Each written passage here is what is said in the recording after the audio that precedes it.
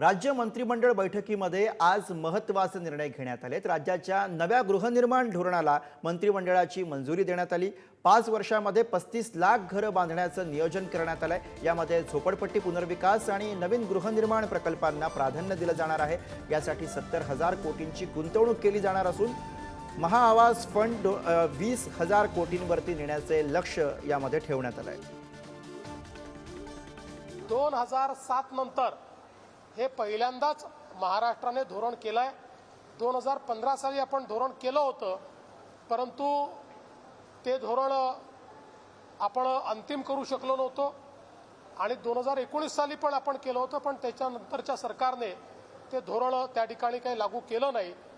त्यामुळे 2007 नंतर पहिल्यांदाच अशा प्रकारचं गृहनिर्माण धोरण सर्वसमावेशक समाजातल्या सर्व घटकांचा विचार करून केलेलं धोरण आज आपण केलंय।